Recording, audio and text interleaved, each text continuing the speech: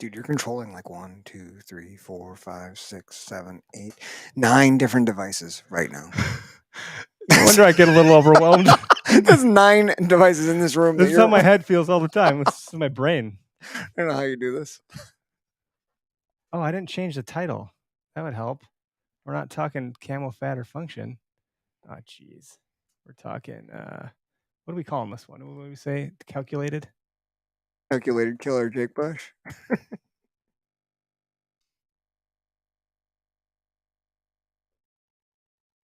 All right, almost ready, guys.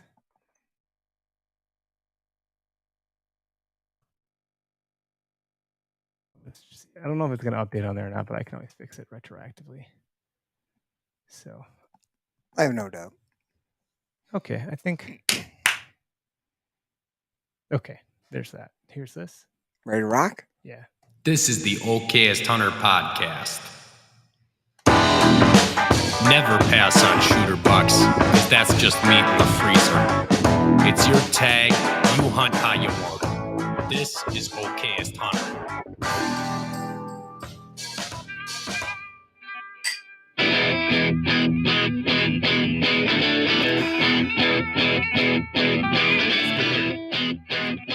Better.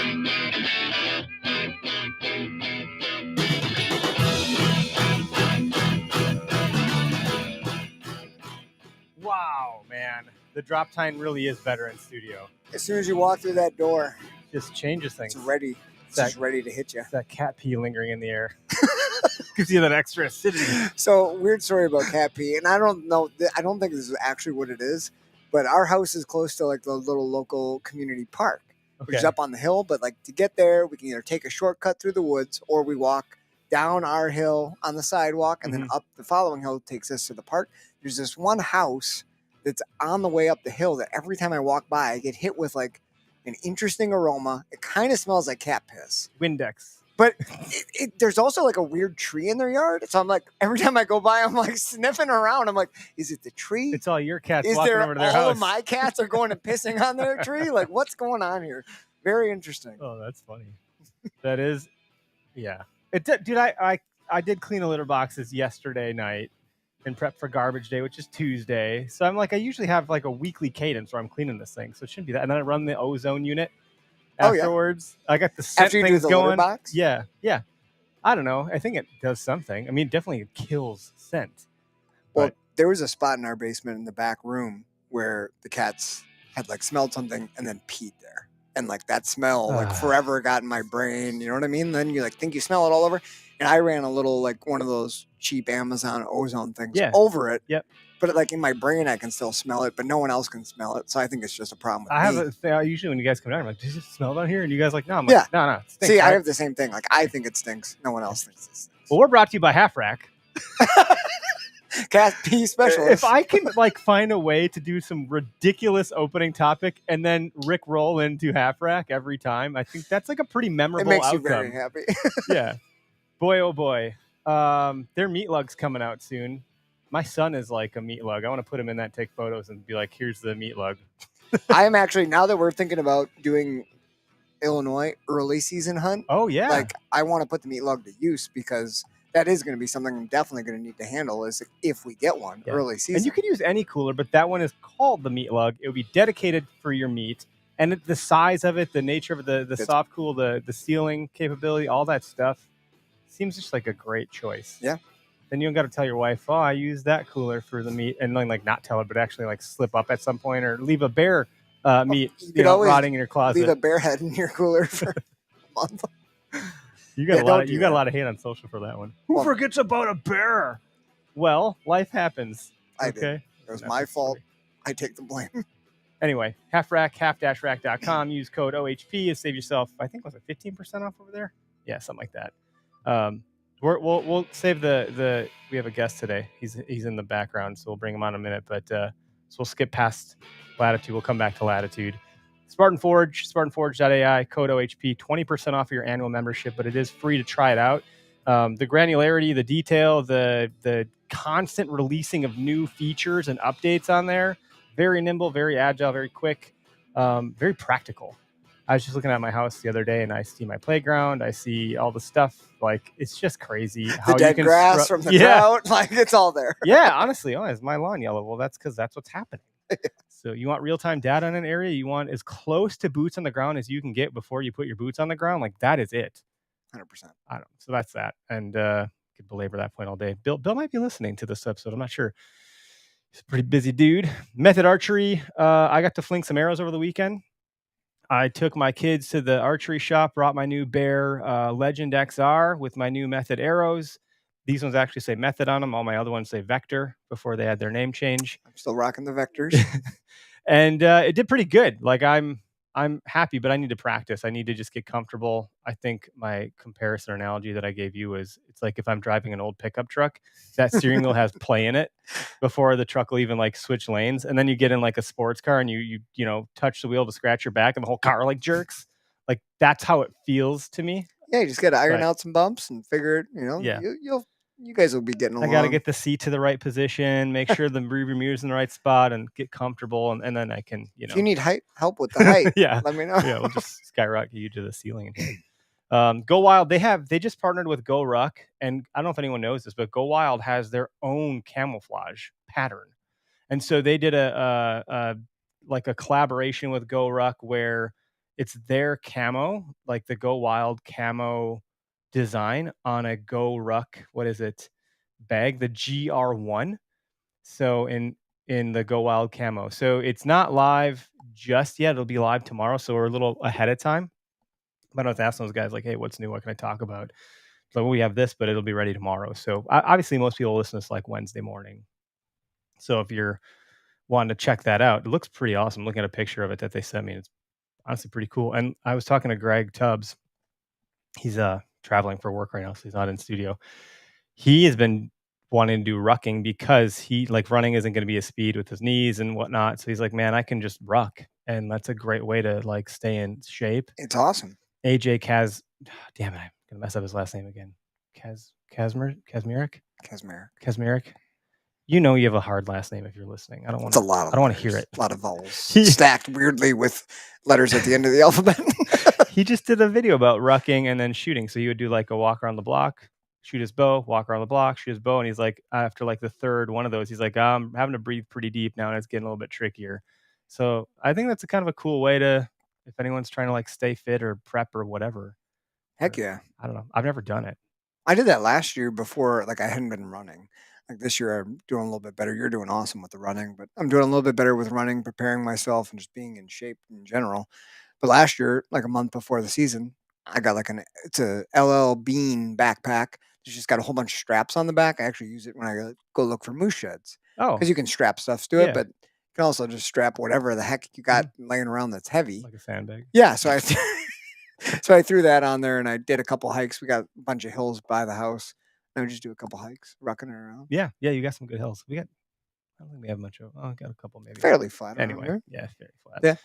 So anyway, I think that's it. And then Latitude, obviously, code OHP over there. I forget what we're getting on discounts with those guys. I think it's 15% off accessories. We'll have to check back and see, but nonetheless, let's get you on here, dude. Jake Bush, you're live on the show with us. Thanks for impromptu. I think I asked yesterday, hey, can we get Jake on the show? Yeah, thanks for having me on, guys. I appreciate it. Oh, and I forgot to send you that link. I do this to everybody. It never That's gave okay. me sorry about that, buddy. Oh, well. Guess your Facebook fans are going to miss out. We'll get them next time. Yeah, it'd be distracting. Let's not worry about those people. But well, welcome to the show, man. You've been very busy, up to a lot of things. I think the last time we had on our show, we were still Where to Hunt, and it could have been a tactic talk. It could have been a regular episode. We have since moved from our second floor room to the basement and have changed a lot, but still the same old goofballs doing the same old thing. Yeah, congratulations, guys. Yeah, been up to a lot on my end. I took a full-time job with Latitude Outdoors now, and I'm the customer education coordinator. So we've been working on a bunch of different videos as far as like hunting education, scouting. We're working on some stuff with the products specifically. Been doing a couple trade shows. We've been all over the place. We've got the Mobile Hunter Expos coming up in the next month and then 2 months, and there's just a bunch going on all over the place. So yeah, I always like to come down in the basement and talk deer with somebody. So thanks for having me on.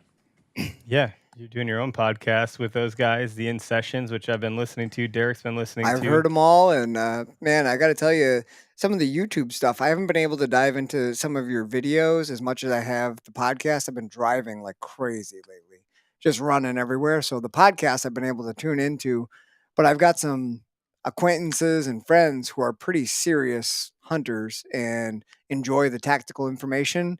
And they have been absolutely ranting and raving about the stuff you guys have been doing with YouTube and like how to's and your hill country stuff. I mean, I know that's your cup of tea and your bread and butter, but man, they have absolutely loved what you've been doing. So great job. Keep it up. Yeah, thank you. That means a ton. Obviously this is all brand new for me and for us. And so to see good feedback is always a great thing. And the whole idea and the whole concept behind the video series specifically, really stemmed from my issues when I was listening to podcasts, right? Like I love podcasts. I'm a podcast guy and I listen to them all the time. But every once in a while you'd get like a really high level guest on and they're like, you go east here and west and the ridge is facing north and the hub's here and the deer are doing this, and my head just starts spinning. And I was like, it'd be really cool if I could like see this on video, like with a map. You know what I mean? It would just make it all come together. And so I kind of, I had a couple guys I work with and we all kind of dreamed this thing up. And then Derek Bradis, Corey Godar, Alex Chop, all these guys have just done a great job of putting this little dream together for me. And I couldn't be more thankful. I mean, it's been absolutely awesome so far. Our last episode actually launches this Friday. So if you guys want to see that, it's actually top 5 publicly in whitetail scouting tactic video. Ooh. Which wow. So basically it's only based on our experiences from this spring. So take that with a grain of salt. It's not like we had, a panel of judges deciding what goes where. It was really Derek and I and Corey and Alex traveled the country. We went to a bunch of different states. We scouted on our own. We scouted with Chris Lepper, Josh Luck, Greg Glitzinger, and Ryan Glitsky. And so we just took like all of that and came up with our top 5 from the In Session series this year. But I think it turned out great. It's going to be an awesome video. Like I said, it launches Friday. So if you guys do want to watch that, it's pretty good. Yeah, it'll be on while I'm working in here. I'll definitely. I work from home on Fridays. It'll be on the TV in the studio while I'm working for sure.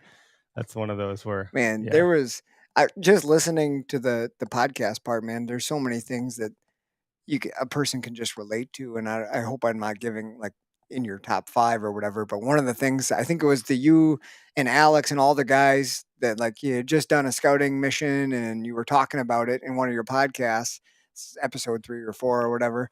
And one of the things I just thought was awesome was you guys were talking about each day you went to a different spot. And in one of the spots you had it like in your mind, it looked so great. And you got there and you had scouted like 6 or 7 miles and it kind of just, you didn't find what you were looking for, but you just kept going. And you ended up finding some awesome little hidden gems that weren't visible on the map that if you would have turned around after mile 3 or 4, you would have never found. And it was like, man, I've done that so many times where I get to a property, it's not what I thought. And I'm like, I should just leave. No, well, let's just go look at, a little bit further. And you end up finding something. So like that in itself was like, that's such a great tip that most people like just want to end it easy and go home. At least you guys know what you're looking for. I'll just wander around the whole time like, I don't know. This could be as good as the other spot. I clearly didn't see that sign that Derek called out. But like, I don't know. No, but like the filming that you guys are doing to put that into video context, I think is pretty hardcore and awesome. Like that's not easy to do. It takes a lot of work, production, thought has to go into that. Like, and then to stay consistent with it, dude, it's a huge lift. I have to commend you guys. And then you guys are putting on Latitude's putting on a film festival. Like what, right? Is that at the Mobile Hunter Expo that's happening?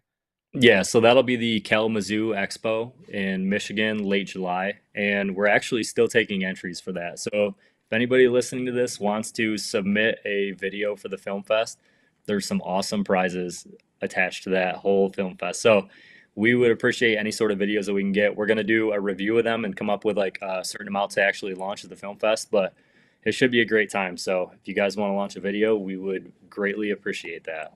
I may have talked to my producer, Jace Martinetto with Martinetto Media, and I was like, "Hey, do we think we can do something with this?" I would love that. I was going to say, love that. Your hunt this year, I don't know if that like I don't think it was over 10 minutes. No, it wasn't. But I don't know if like that as a standalone would work. So whatever. I was like, maybe we can work with what we have and like cobble it together to have a little bit. Who knows? Is there an okayest hunting video category? We can make it work. I Yeah, can we definitely get like think most entertaining or all the something like angles that? are bad. yeah, you never know. I would love to see Jace's that. angles That are would be good. awesome. Yeah. Just a fail reel, like 8 minutes of failing. People are like, oh, that's me. Oh, that happened to me. Oh, yeah. Glad that wasn't me. You know, you there's a laugh. You laugh. The whole blooper thing with our in session, we were thinking about the same thing. Like today we're sitting down in this basement and we're coming up with the last one. We're recording the VO for it.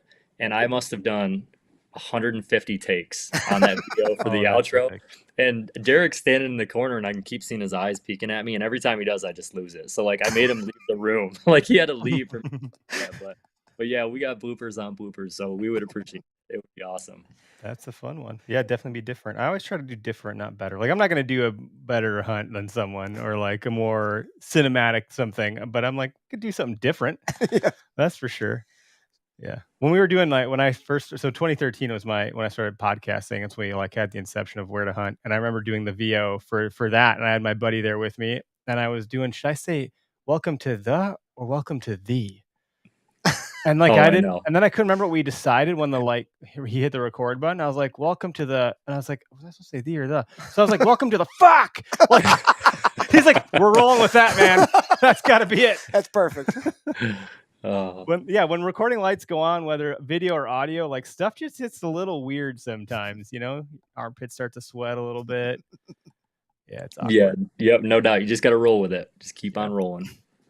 No, and so you guys, as far as I understand, the Carbon Series speed sticks are like, they won best product at ATA. They're starting to ship end of this month. Like, is that? I don't have a date. No one gave me a date. I think that's fine. I'm not going to ask you for a date, but like, you guys are ready to rock with those things come end of month. It sounds like.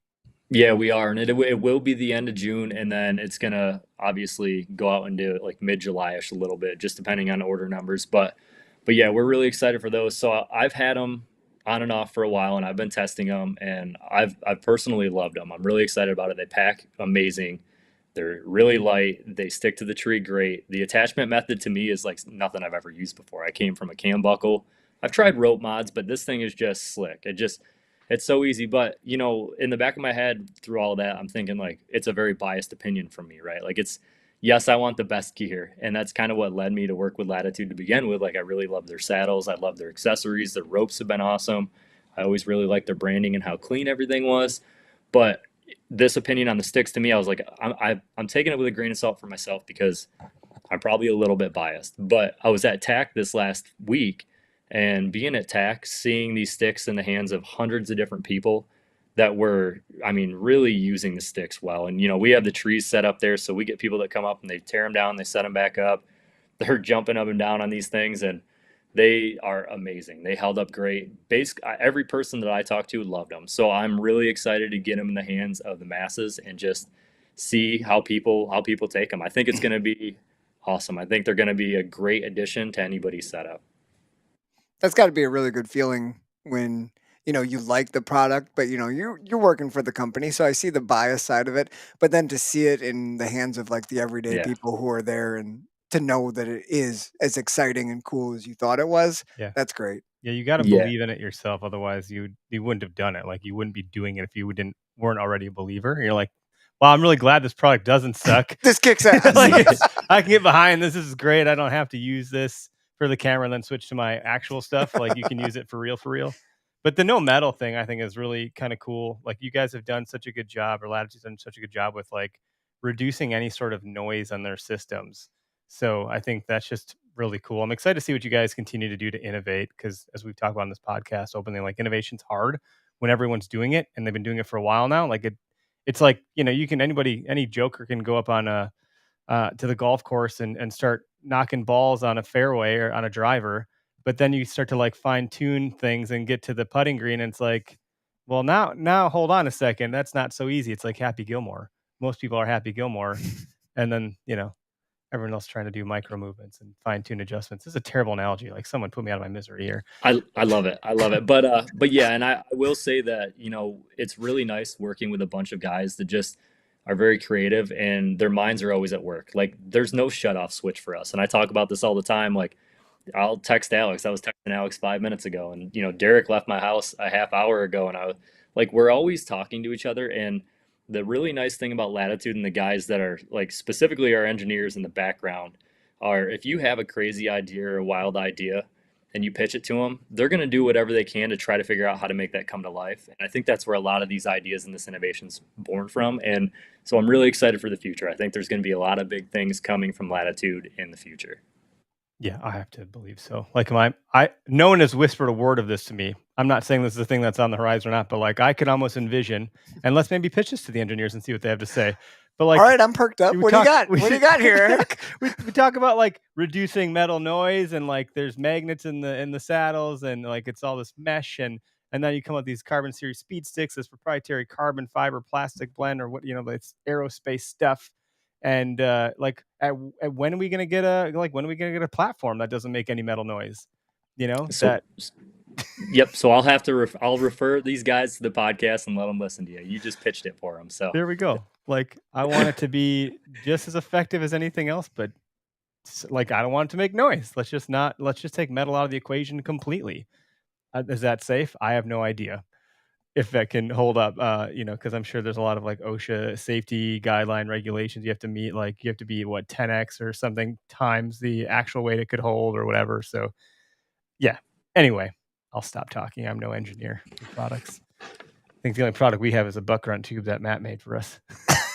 Not knocking it, but I can't do it. Like, yeah, pretty bad. We're not a product company. I love it. No, so like I wanted to get into the technicality of things. Like I think the season, and I actually came to tears watching the episode you had after your dad had passed. I'm really sorry that happened, man. But my wife came in the living room. She's like, are you crying? What are you doing? You're watching a hunting video? I'm like, it's very emotional. Just don't ask about it right now. I can't talk. I actually can't talk. Cause like, I can't fathom how you must've felt with that. But the way you set up on these deer is so insanely calculated. Like, man, for me, I'm throwing darts at a dartboard half the time, and I can aim a little bit, but it's still pretty off.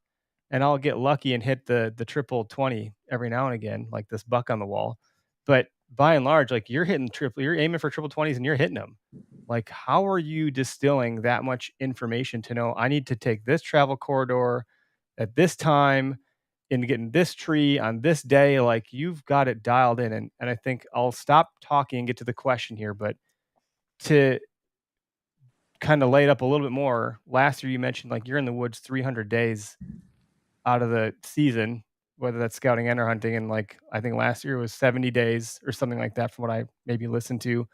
And you're getting in this new space now where it's going to be significantly limited. And so initially I was going to be like, can you help us distill this for us okayist folks? Like, what can we take out of your playbook to lever up? And I'm not asking for shortcuts necessarily, but I don't know how I'm asking. How do you do it, man? That's a loaded question with a long answer, and I intend it to be because I want to talk about this. I love it. So there is a ton to unpack there, right? And it's a great question. It really involves the entire process for me, and we can deep dive into that. So yeah, I'm gonna look at it from this year a little bit and how my perspective's changing with having less time to scout. So it's actually kind of a funny situation. So in the past, I've been very scouting focused, and my goal has always been to scout as much as possible and hunt the least amount possible to kill. Like, if that makes any sense at all. Jake, can I stop you real quick just to clarify? Yeah, you're good. Yep. When you're talking scouting as much as possible, are you saying preseason scout as much as possible? Yes. In-season scout as much as possible, or just both? So both, really. So it's obviously going to be heavily focused on, like, the majority of the scouting that I'm doing has always been focused on early season. And that's kind of why my success has always been early season. That first, let's say, it's been fantastic.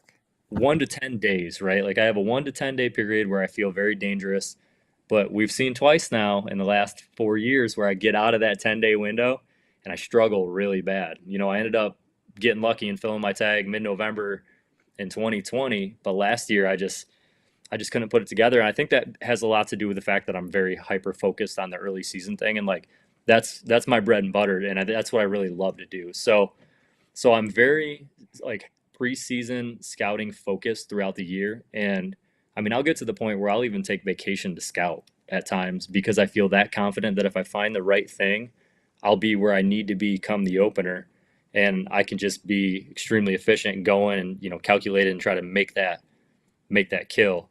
But this year things are changing up quite a bit. So with the new job, we're traveling around, we're filming. I am getting a lot of like out of state scouting done, but as far as in state scouting, that's been put on the back burner a lot with all this production and everything else we got going on, our TAC events and expos and everything else. So that's not necessarily a bad thing, but I do definitely have a lot less time to scout Ohio. But what I do get is I have a lot more time to hunt it. Like now, like come hunting season, I get to hunt. Like I'm going to be hunting, but I won't have the intel that I normally have because I don't have the same amount of days in the woods. So I'm looking at trying to find that balance. In the past, I've covered a ton of ground in Ohio every single year. And last year I totaled just a little bit over 1,200 miles boots on the ground, and that's scouting and hunting throughout the season. But this year it's going to be a couple hundred miles in the summer. A lot of that's mainly going to be running cameras. So the thing I have going for me that's really nice is I've been down here. This will be my 5th year. And basically anything within 2 hours of my house and even beyond that in some directions, I've scouted like every square foot of it. I mean, I've been all over the land down here. I've just done everything I can to like explore and find these little hidden gems and these little nooks where I think it'll hold a good buck, and just fine tune those throughout the years. So coming into this year, what I'm looking at is I really want to stay focused on areas that have produced for me in the past, but I want to cast a wide net as well. So, I'm not going to be going into like brand new areas and setting out a ton of cameras, but I will be running cameras in areas I've ran them in the past. And my goal is to just cast a really wide net. And I learned a lot last year from EHD. So it's funny because people probably listen to me on a podcast and I'm very back and forth. And I've heard Dan Infault talk about this before. He's like, people will question him because his tactics kind of changed throughout the years. And mine do the same thing, but it's supposed to work that way. We're supposed to evolve. We're supposed to have conflicts. We're supposed to change our thought process and become better. And so obviously like what we're doing is going to change quite a bit. And what I did last year, I'm actually going back on now. Last year, I decided I was going to have 5 core areas. I was going to have 5 hub systems that I talk about. The hubs that the sea would face either east to north, that 90 degrees, and it will run out to either ag or to like a really good section of white oaks somewhere in there. Like that's really been my hyper focus down here in the hills of Ohio. And the problem last year was I had 5 areas I really focused on, and EHD hit all 5 of those areas.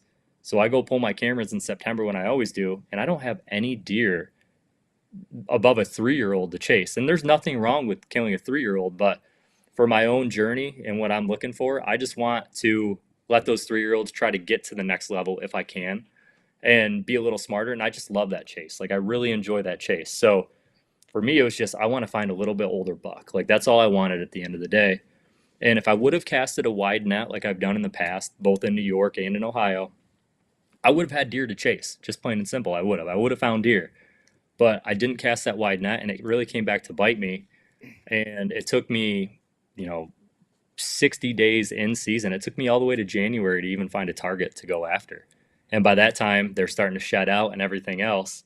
So I'm looking back at that season. And I'm like, okay, I need to change it up because I want to do anything I can to never be in that situation again. And is it completely unavoidable? I don't think it is, but I do think that you can take your mistakes and your lessons learned, and I think you can evolve and become a better person and a better hunter because of it. It goes far outside hunting, but looking at hunting, I'm looking to evolve from last year on my mistakes and just try to eliminate that. And so I'm going back to the way I used to be, casting that super wide net. We're going to circle back around to the super wide net thing here.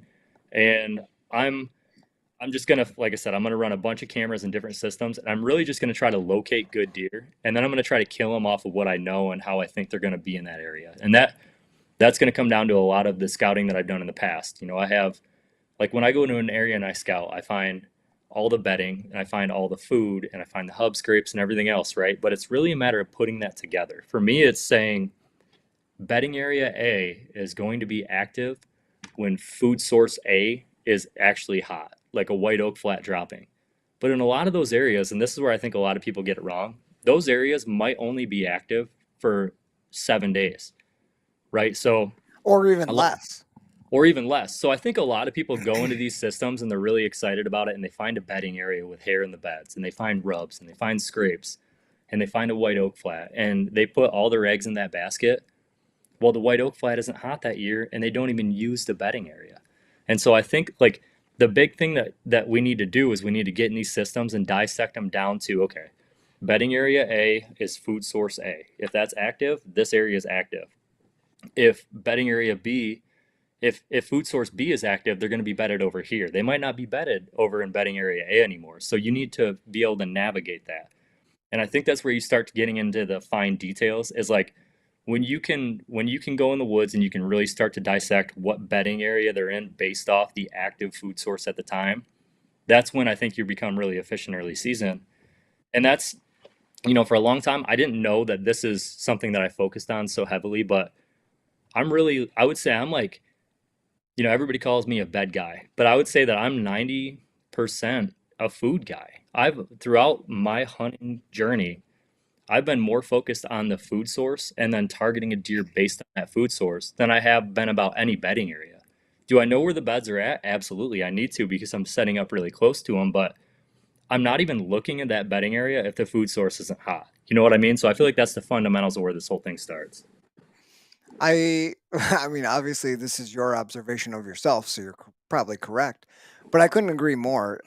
Jake, I've listened to almost everything that you've put out, and you're constantly talking about food trees. Every podcast I've ever heard you, you can't, you don't go on very long without mentioning some sort of oak or whatever kind of food tree there are. So you saying, wow, I really am a food, like, that's exactly what I got from listening to every podcast you've done.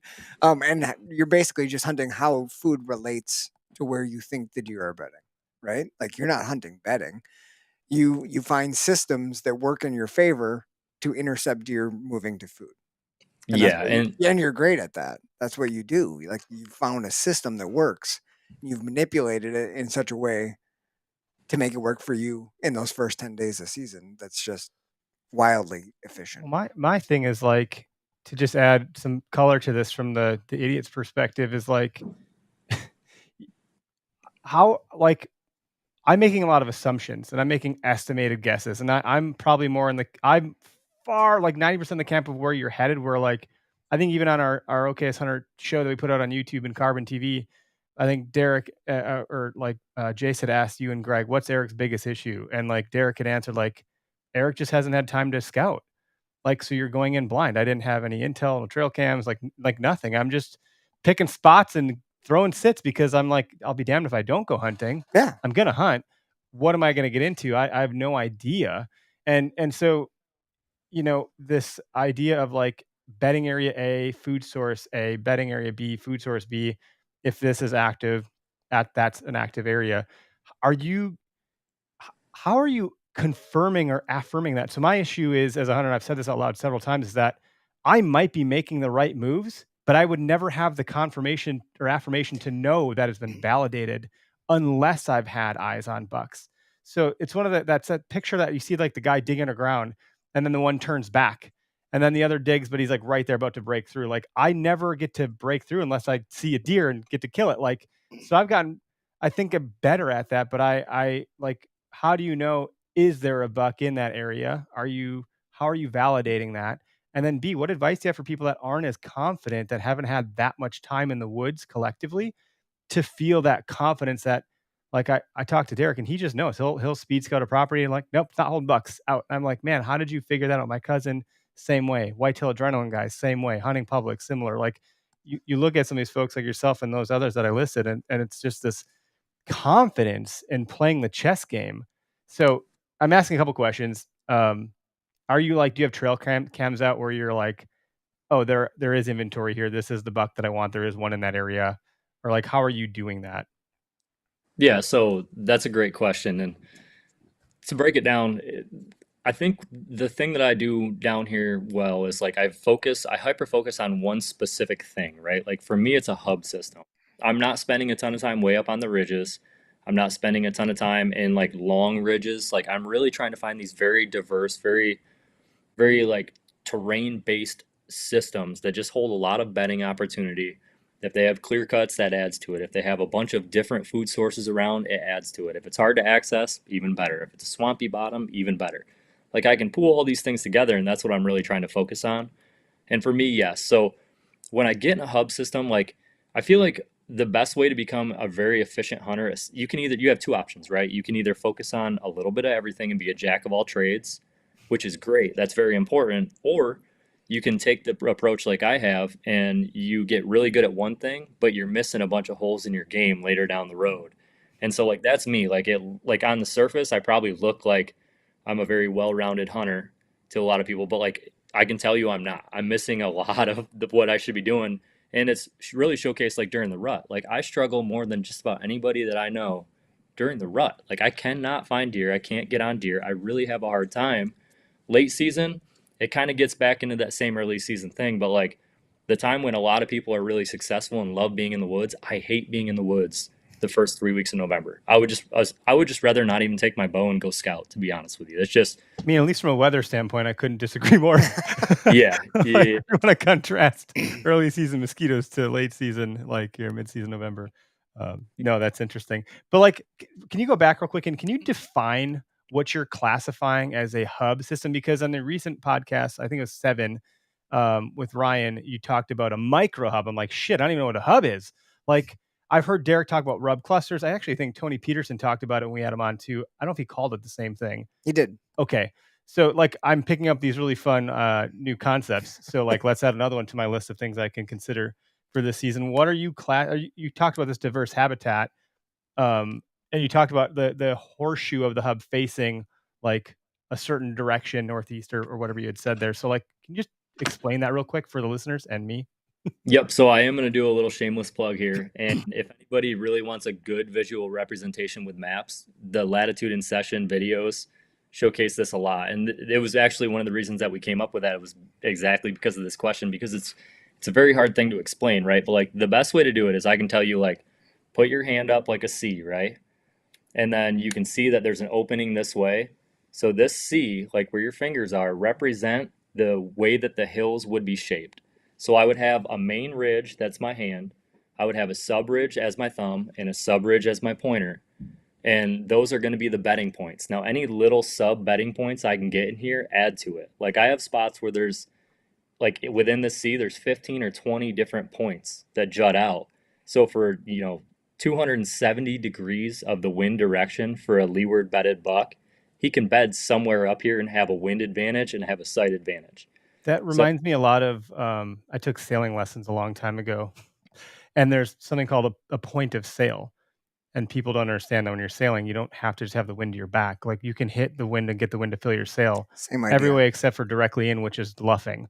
So yes, I'm just trying to like picture in my head. So and that's why, he's saying the Yes, more the those 270 little degrees of- small yep. bump outs, the more opportunistic that deer can be to use that hub, right? And I don't want words in your mouth. No, 100%. But I run into this a lot in Ohio. The more of those bedding points you have, the more mature deer there are. And so like I have certain hubs that Watching just each like other. that you could have 4 or 5 5-year-old bucks in these hubs early season in Ohio. I'm talking like I could have 560 plus inch deer in the same system on public ground just because that hub is that diverse. But the thing that really, like I always hear this, and I've already got it on the YouTube videos a little bit, and I totally understand where they're coming from. Like I've been there myself.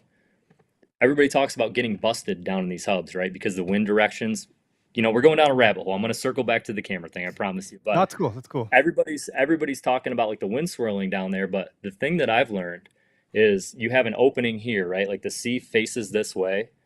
If the wind is blowing that way, like from the back of the sea to the front of the sea, and that's the way that the drainage runs, you have an elevation drop, right? You're losing elevation, so at night your thermals are going to pull. And if the wind is straight in line with that drainage, and it's not too of a high velocity, your scent all day long will get sucked right out of that. So if you access from this way with the wind in your face, you get in here, you are bulletproof on your wind all day long.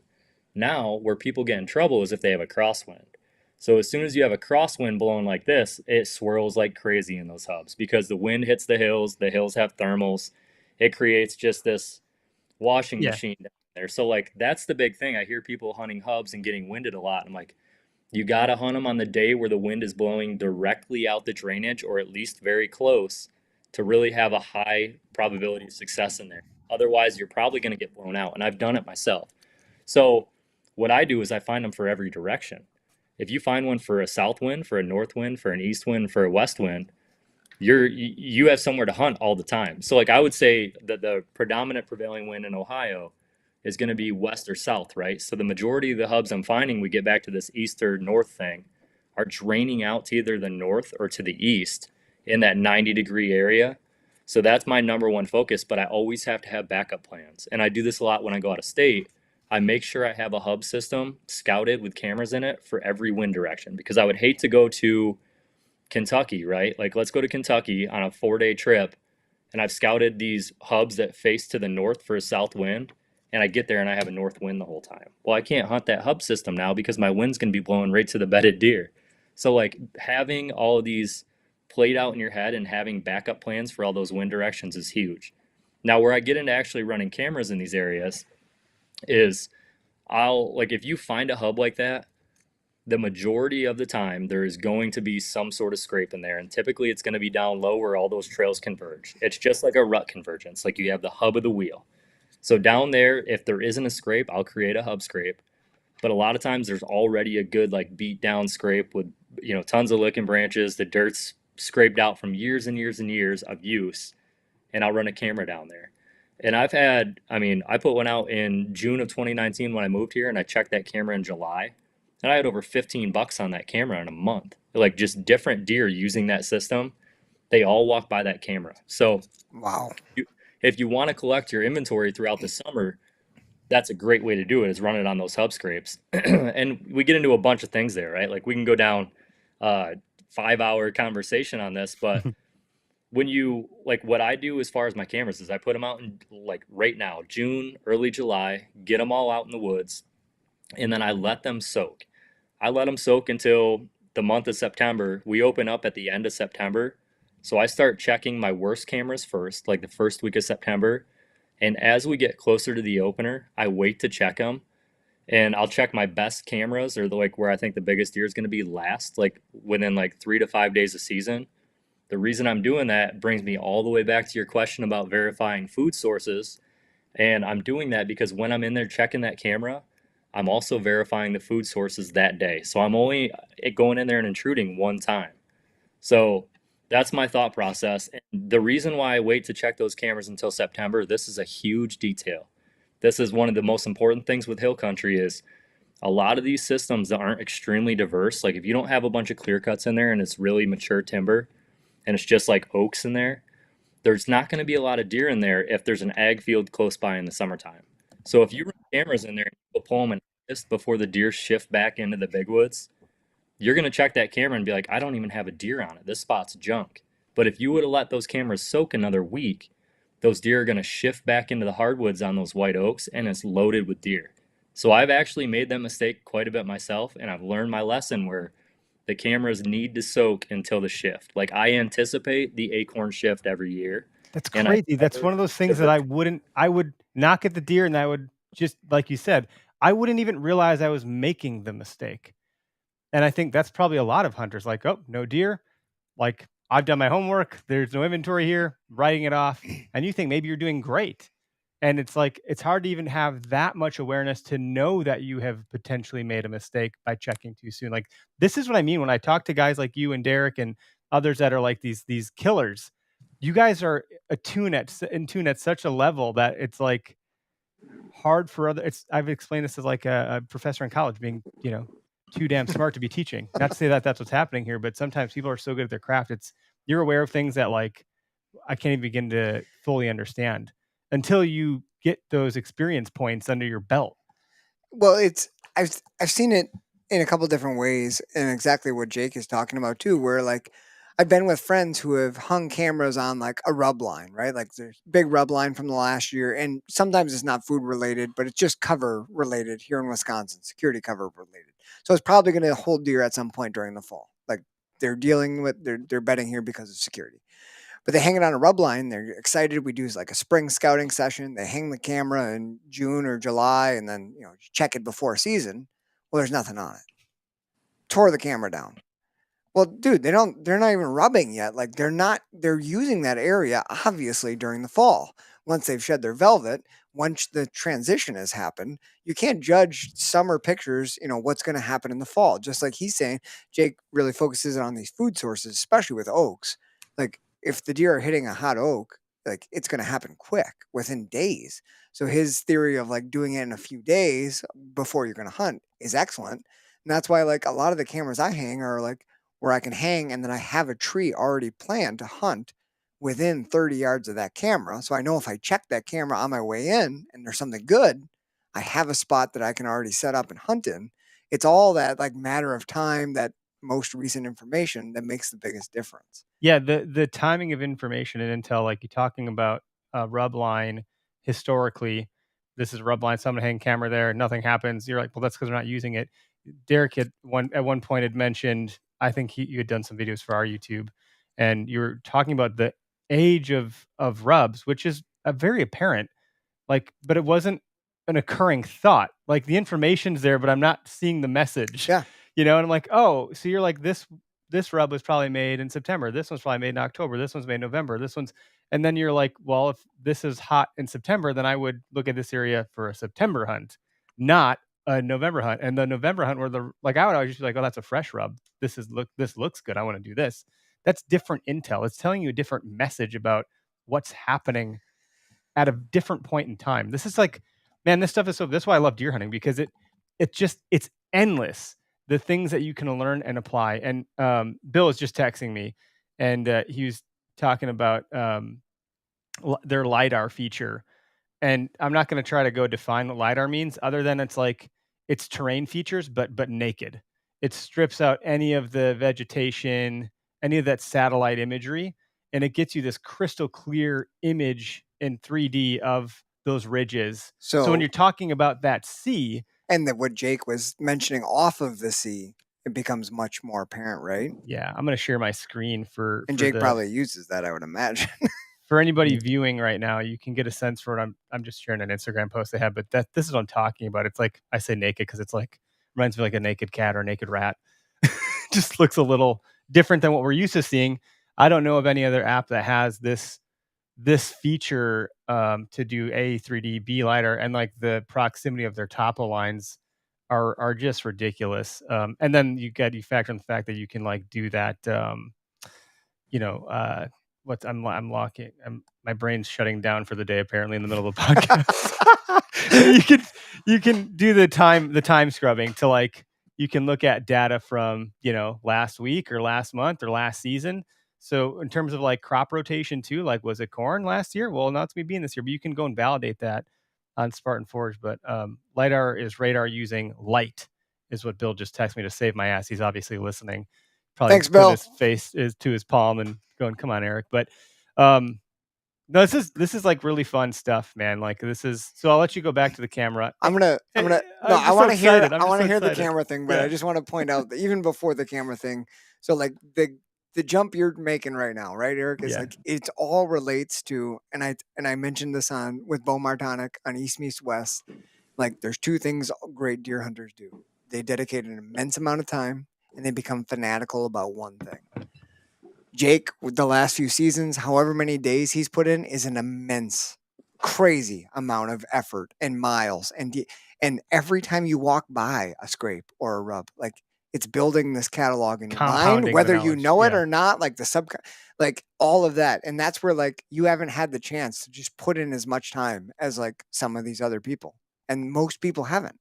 But like that's where this comes from. So those people who are like, oh, how do these guys always do it? Yeah. Like there is luck that is involved, but like it's also this immense amount of time that's been dedicated to this thing.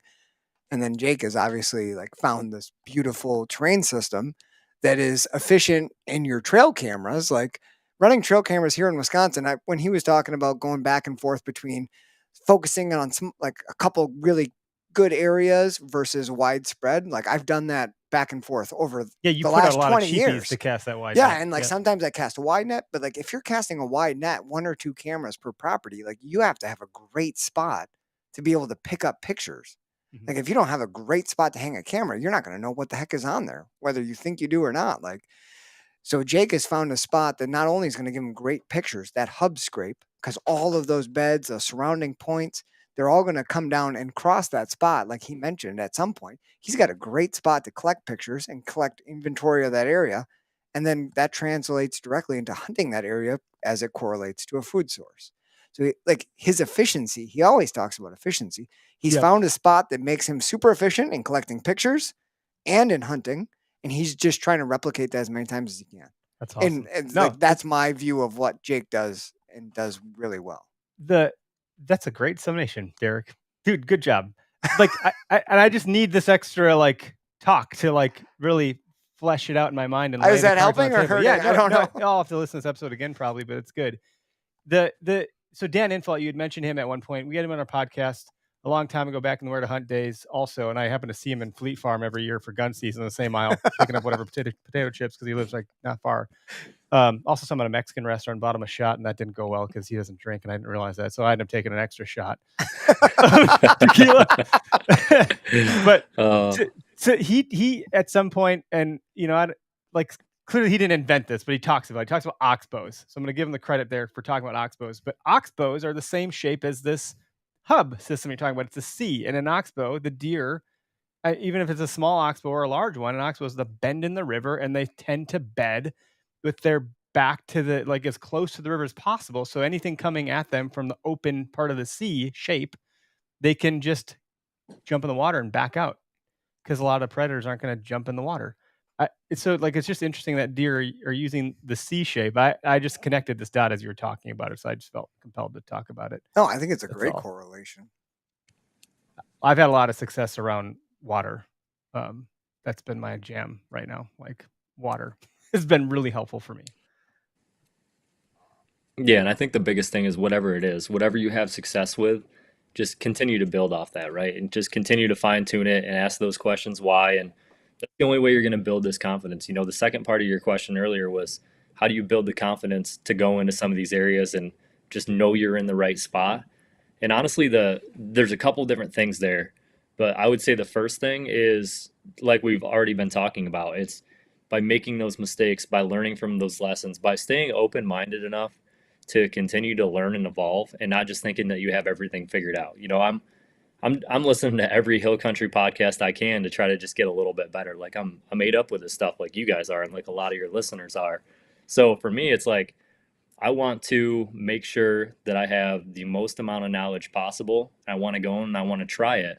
And then I want to evolve my own strategy based on when I fail, because I'm going to fail at first. Like it's just going to happen. It should happen, you know.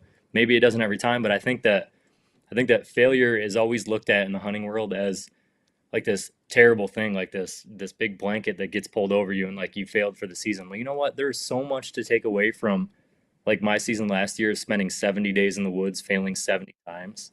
Like I came out of that season, in my opinion, a much more well-rounded hunter than I was before that. And I'm grateful for every failure, and I'm going to just be a better hunter this year. Like I'm going to figure out a way to take all that information gained and evolve it and then come out the other end a little bit better. Yeah, you can't get better unless you're willing to fail. And it's hard to have that mindset because you don't failing it sucks. It's not a good feeling. No. And not failing, like then you're just kind of comfortable. You don't have to deal with the pain of failure. So this is stupid too. Like I used to disc golf when I was younger. I loved it. People always thought I was a stoner. I wasn't. I just like disc golfing. It's fun. And I got really good at a particular throw, like this right-handed underarm throw. I got super accurate with the one finger, two fingers underneath, and like this flick, you know. And I got really good with it. But that shot was always only great for like right-handed or like right hooks. Yeah. And I could S-curve it and do great. But there was a lot of times where I needed to whip it across my chest from left to right. But every time I did that, I sucked at it. I would just that thing would just ratchet to the right, never come back to the left. I would suck at it. And I was like, you know what? Forget it. I'm going to commit this summer to learning this other throw so I have more tools in my toolbox so I can approach more. So I failed the whole time. Like I just failed. And everyone's like, dude, you should just go back to the other throw. I'm like, no, I got to figure this out. And eventually I got it down. And then I was even better. I had to go through a season of failure to add that to my arsenal. And so with whitetail, I remember the season when I decided I'm going to spend an entire season doing weird shit that's uncomfortable I'd not done before and bump bucks. I want to get eyes on these things. I want them running away from me. I want to get close. I don't care if I kill it. I just need to know that they're there. And I wanted to get that validation. So I've gotten like past this huge threshold of failure. I think I'm fine. But that's You're like, Sting, that was like 6 seasons of failure, but I'm adding to my arsenal of overall capability. And if I wasn't willing to fail, you're not going to add anything new to your tool belt. being willing to fail is just saying you're being willing to grow. Like Yes. you know what I mean? Like that's really what it is. And I drove up to the cabin the other night, Sunday night, 3-hour drive. I wanted to go scout, and I was picking up a new bow. And the drive up, I listened to John Dudley, who's a phenomenal archer. And one of the things he talked about was at an early age, he realized that if you turn all of your worst issues, your worst, your problematic failures, what you are the worst at, into your strongest attributes, you'd be so much better. So he said the same thing. I would take these things that I thought I was bad at, and I would focus on them for a month. 21 days to break a bad habit, psychology says. And he would focus on them and then turn those into his strengths. Like that's the idea. Well, I also have an that's opposite what you belief. did. I also have an opposite belief where like Let's hear punt. it. I also just punt things I suck at. Like I will not do math. I suck at grammar. Like I'm not going to get better at those not things. Important. Not important. But yeah, I mean, even our studio, like how many times do I fail in this place because I decided to reinvent the wheel here, No. So that's if we have failures, it's because we're trying to grow. But dude, anyways, we've hijacked whatever you were saying about cameras and Intel and all that stuff. But we're just getting all excited over here. No, I love it. I love the rabbit holes. This is what it's all about. But it's a learning thing. That's what hunting is. So great. I can't ever articulate to my wife. I'm like, it's a puzzle that I'll never solve, and that's why I love it. But I also hate puzzles, so that's confusing. It's just interesting. Sorry, go ahead, Jake. Oh no, go ahead. Go ahead. I'll get into this in a little bit. I'm holding on. Oh no, I love listening to people who are successful in the whitetail world and how their tactics and how their brain works is just different. Being a teacher and educator, like I love to see all the different facets of how people attack different problems, right? Like a word problem, or like deer hunting is just a really complex problem. And everybody attacks it in a different way. And I love seeing you find a finite way that works for you and you make that work. And there are other people who will find like I've heard you say, I would rather find a deer that's killable than a bigger one that I don't think is killable. Like it's in a terrain, it's in a situation type that's different than what I'm used to, that I don't think I can figure out. And that's just so interesting. Like I'm a stubborn son of a bitch, and I will find a deer and I will hunt it wherever the hell it lives and be super unsuccessful. This is what I've done my whole life. I'll be super unsuccessful for years chasing this, but that deer will teach me so much. And like, you know what I mean? Like and it comes back to the efficiency factor. I feel like that's a really important part of who you are. Me, I'll go on a 4-day hunt out of state, never have scouted, and just throw hunts. Like just think about it, hardcore, like wind, terrain, and I don't care if I see something or not. Like I learned something on the way, and then I'll scout my way out. Oh, geez, the rub line was just 50 yards down the hill, and it's just interesting to see how different people's minds work, right? Like there's no right way, there's no wrong way. Yeah, 100%. And the other part of that question of, how you get in the right spot and how do you like act upon that intel, I think the other side of that we really haven't spoken on a whole lot yet is just confidence, right? It's like figuring out a way to build that confidence. And I don't think there's any better way to do that than just trusting yourself and your abilities. Like, and it sounds really simple, right? Like if I'm sitting here saying it and it sounds super simple, but like even I find myself getting caught up in this from time to time where I question myself. It seems like when I do that, I should have just trusted my gut. And so like the way that I hunt is like very feeling based. And I've heard a lot of people talk about like hunting very specific intel and like being extremely intel based. And I think that that's very important. But I also think it's very important to not lose sight of your feelings and your emotions as well, because if you trust yourself and you go in and you fail, you're going to learn something from that. And then your gut instinct is going to be a little bit different next time. And you just keep doing that time after time after time. And eventually your gut instinct is going to get a little bit better. And so if you just continue to trust yourself, I think that you're going to build into the hunter that you want. And that there's a lot that goes into that though. There's, like somebody that this is their first year scouting. Like what I would tell you is go out and scout as hard as you can. Like I know you might be limited on time. You might not have a ton of areas you can hunt, but whatever you can do, leave it all on the table and go into this season and make a decision and just trust yourself and go for it. And if you fail, you know what? You're going to learn a lesson. You're going to figure it out. If you go kill the buck, congratulations. That's awesome. It probably won't happen to me very often, but that's a really, really cool thing. So, man, I've been just like a little bit off the mark, and that's been enough for me to feel validated. Like if you end up, not that you have time either for the record, but if you ever wanted to watch anything other than the latitude stuff, check out the OKS Hunter YouTube, check out the playlist for the season of We'll See How It Goes. And there's the episode I got the buck, that's fine. But then there's this one called That Was a Lot of Shenanigans. And I think there's like, I don't know, 60 jump cuts of me scratching my head going, I don't know. Is that the tree? Is this a tree? And I'm just in all these different spots in the same area. For like this one happened for like 3 hours. I couldn't pick a spot. And I'm looking at the camera and I'm like, dude, if Derek were here, he would have had a spot picked. Right. Like this wouldn't be happening. You could just see me doubting every thought I was going to make. But what ended up happening is I got really close to this 6-pointer on a crowded public property. And I was just like, man, I was probably 20 yards off the mark and just on the opposite side of this thick stuff. And when I saw him come through, my heart was through my chest. I was freaking out. I thought it might have been a 12-pointer for me. Like it just didn't matter because I had figured it out. I was like, I figured out where he was betting. I figured out where to set up, and I was just slightly off. And if you have those, to me, when I say success, like that to me is success.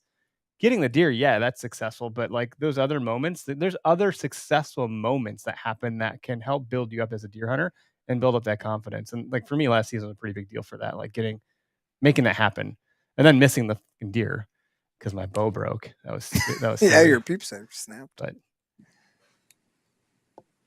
yeah, I love it. Do you see Lucas's little thing you wrote in? Oh, yeah, let's throw that up on the screen. I don't have any callers in queue, so I can take that off real quick. It says, Lucas said, I've been doing a lot of like scouting sits during season when I don't know a lot of data for newer spots. It's worked and helped extremely well for me. Gained more confidence every time. That's great.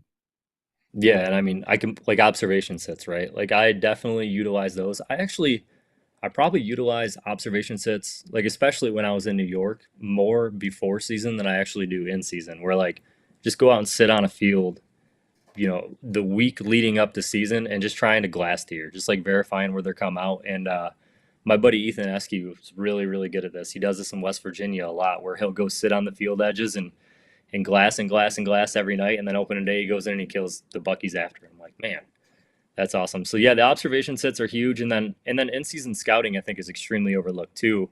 And like I hunted, well, I was in the woods 70 days during season last year.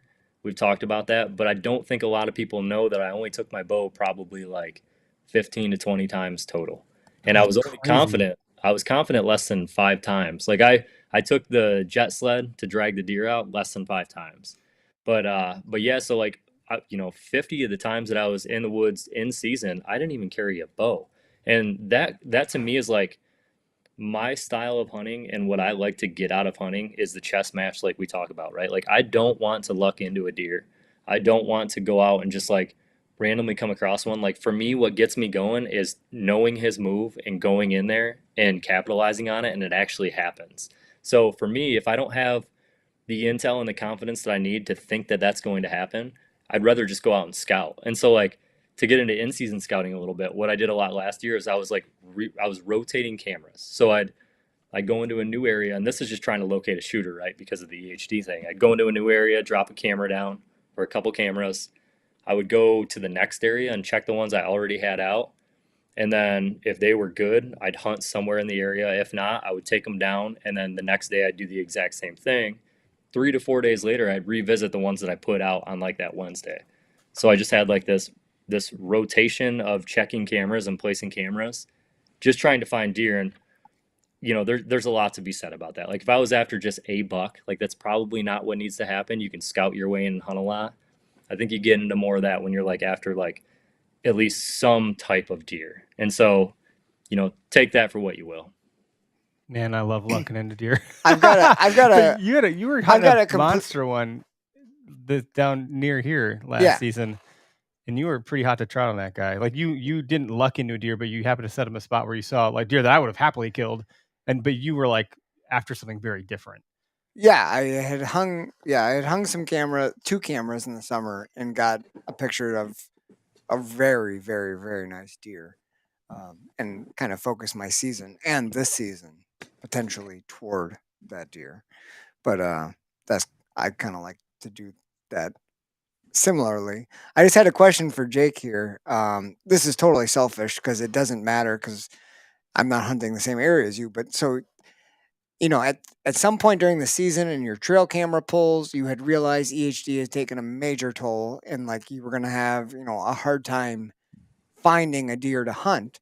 I'm wondering what changed in your approach in your trail cams. Like, were you continuing to focus on scrapes even though you knew the deer population, mature buck density had potentially gone down? So like they were maybe frequently, not frequenting scrapes as much. Did you focus more on security cover? Did you kind of stick to the same plan? How did like the adversity that you met with EHD and like the decreased deer numbers, how did that play into like how you decided to set trail cams? So that's a great question. And that evolved the entire season, to be honest with you. When I first recognized that I had an issue, it was in September, a couple weeks before season. And I went in and I checked, I have 50 cameras in the woods and I check them. And I had a bunch of really good deer, like really big mature deer on camera that hadn't showed up in like 2 months. And I remember walking to check cameras, and a couple of these areas, the white oaks were dropping like crazy, and there was no deer crap on the ground anywhere. There was like nothing torn up. There was no deer sign, no little rubs, like nothing, no tracks, nothing happening. And so for me, what it really started with was I started taking cameras down. I would leave like one camera in that area just so I could come back there. And I started taking a lot of these cameras down, and I was just scouting around, like looking at my maps, trying to find I was trying to broadcast out wide enough to where I thought I could get out of some of these pockets of EHD where it hit really hard. It's like, okay, I know that this section's bad. Maybe one drainage over isn't far enough. Maybe I need to go like out of the county, or I need to go like 10 miles this way or 10 miles that way. And so like I kind of got into that thing, but it got to the point where I was really just like, I was trying to find deer sign. I was trying to find deer poop. I was trying to find tracks. I was trying to find any sort of buck sign that I could. And if I found that, wherever that was, I would find a spot to just put a camera. And, I did run some on scrapes. Like I would get into some of these new systems, and there would be, the hub scrapes were opened up in some of them. And I'd run a camera in there, and it'd be like a bunch of 2-year-olds or year-and-a-half-old bucks and a couple does. Like there just wasn't a ton of action anywhere. But I ran cameras up higher on trails. I ran cameras on like exact food sources because the food sources were very limited. We didn't have any red oaks last year. We didn't have any chestnut oaks last year. We had very sporadic whites. So in a lot of these big wood settings, there wasn't a ton of food, like a little bit of beech nut here and there, but not a ton at all. So it was really just a mile of covering ground. I would cover ground, find whatever sign I could. And when I got into that pocket of sign, just set a camera up somewhere that made sense to me at the time. It could be, I had some on even like on signpost rubs, and I don't think I've ever ran a camera on a signpost rub until last year. And last year was the first time. I was just like, when what you're doing isn't working, like something that I always felt really good at, it's just not working anymore. I was like, okay, I'm just going to figure out a way to, like, I'm going to start over and just figure out a way to make something else work in my favor, even if it's something I have no idea what I'm talking about. And so that's what I did. I just like I was just like scratching and clawing, if that makes sense. I was literally doing everything that I could possibly think of and listening to everybody I could and getting advice from, the great thing about what we do now in these podcasts and everything else is I feel like the mobile hunting community is just, they're all so great to each other, right? Like we have so many people to learn from. There's so many high level hunters, and I do the exact same that a lot of people probably do, where I reach out to everybody I can. Like, hey, I would like to talk to you about this situation. What do you think is going to work? And thankfully we have a ton of resources. So that was kind of my process. It was all over the place. That is exactly what I had hoped you said, because I feel like but like anyone who's listening, especially to our podcast, who's like starting out and doesn't understand like how to set up in a hub system on a hub, like find that scrape. Like there's a lot of people who have no clue how to start there. Like Jake just explained the process of figuring out how to find a deer. Like what you just said is the blueprint anyone should take. Talk to anyone you can about anything you find and figure out how you can make that work in your advantage, which is what you just said. You never set up a camera on a signpost rub. Now you're interested in signpost rubs because there's some sign around it. Like that's what a beginning hunter has to do, right? Like you grasp at any resource you can. Well, yeah, and you've taught me like signpost rubs are designed, not designed, but they're like intended for other bucks to see it. It's the signpost. Visual and communication. when you talk about rub clusters or clusters of rubs, like that's not for designed, other bucks. Yeah. That's because he's killing time. And like there's all these like breadcrumbs you'll learn along the way. And there's no like, even though there's courses out there now and like online courses, and I'm not knocking them, but like you're not going to like go through it like college where you got to take the 101 course and then the 102 and like the prereqs. Like you might learn this really great intel that's designed for something super advanced, but you're not able to apply it yet, you know, but eventually you'll catch up to maybe. Oh, there he's back.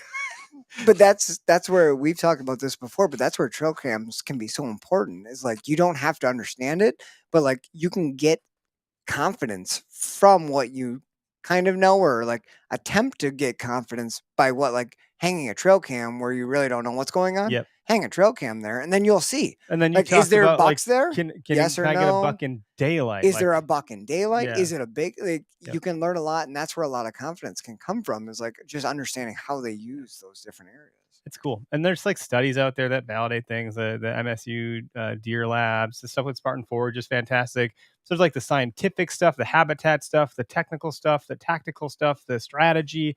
Like there's so many things that go into it. But you know, as much as we're a proponent for like, you know, ending hunter shaming and deer bashing and all that, which we just got some more of that bullshit on the internet the other day. I posted that Photoshop montage of the younger buck. Someone literally did say to me, "I know where that tree is," instead of congratulations. I thought it was kind of silly, and so I thought, "Oh, it's a funny. I'll make a video out of this, right? Editing the tree out." And someone had commented, "Why would you even bother posting that deer to social media to begin with? Did somebody say you're that? a grown man." Yeah, I was like, my comment. I didn't even get in. I was like, my comment was, I was a grown man who felt like a 12-year-old boy on Christmas, buddy. This is my first bow buck on public land. I don't give a shit what you have to say to me, man. It's all good. So, but I say all that to say, by and large, the community is so helpful and positive. Like negativity just happens to be allowed, which we've said several times.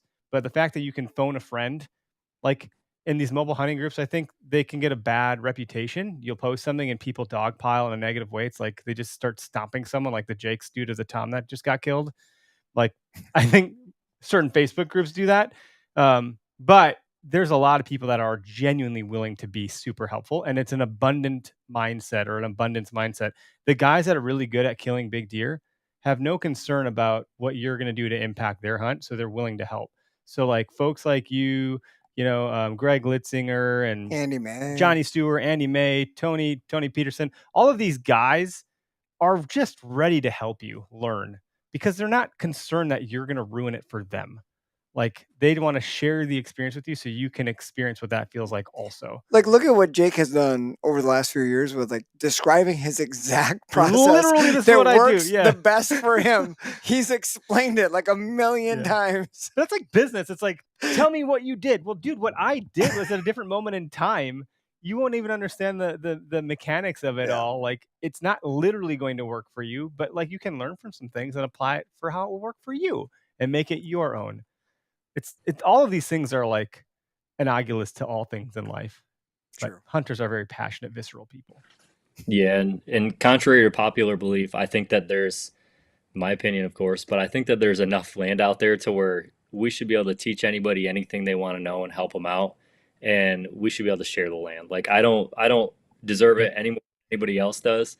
And if they find a good spot, congratulations, go kill a giant. Like I hope you guys go in there and have fun and take your kids and everything else. So yeah, it's truly about finding people that are just good people and want to help. And like you said, the Facebook groups are overwhelmingly positive.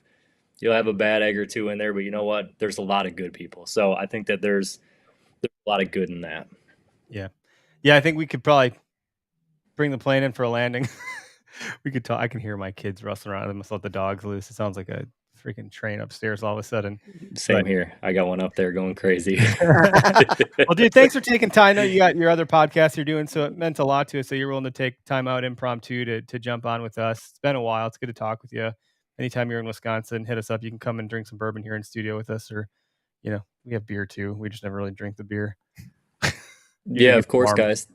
Thanks for having me on, and I'm gonna have to have you on in session soon. Yeah, probably Derek would be a better fit for that. Or Greg. Come on. You can bring me on. We can talk about, what not to do. I'd be happy to be that guy. That'd be great.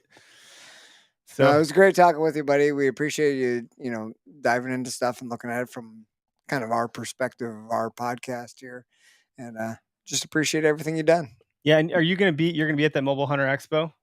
Yeah, I'll be at both of them. That's gonna be an awesome time. And speaking of people, talking, giving out information the speaker list is unbelievable for those. So I actually am blessed enough to where I can go listen to all those guys. I can actually spectate with all the guest speakers. So I'm super excited for that. The Latitude booth will be there, guys. So if you want to stop over and check some gear out or just talk hunting with us, we'll all be there. Nice. Awesome. Nice. That's awesome. Well, we'll talk to you soon. I'll end the live broadcast, hang out for maybe just a second or two. We'll debrief, and thanks everybody for listening. Appreciate it. Thanks, guys.